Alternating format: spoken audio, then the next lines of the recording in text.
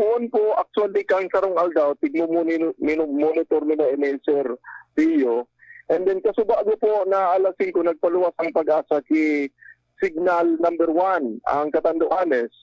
Kaya automatic po, Sir Pio, nagbaba man kami ki direktiba na bawal na maglayag ang gabos ng mga sasakyang pandagat. Bakula man o sadit.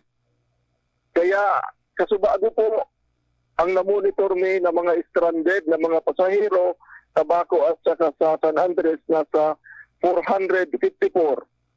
Sa Tabaco po, 384.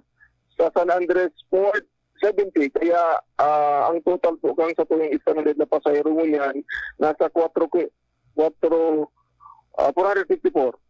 Automatic po, Sir Pio, kasi ang alas 5, kang binabakang pag-asa ang signal number 1, tulos po ang katuloy ang mga personahe sa mga areas na ini, Catanduanes man and then Tabaco. Insigida po, nag-heightened alert kami, signubantang ligabos sa mga saditman o darakulang Ports Bigday. Tangani na daig may makalusot sa ditman na sasakyan. Tayo ini po ang mga pasaway kung sa tuya na direktang sabiyon. Yun ang mga pasaway na pag puminalikod ang personahe ka, malusot.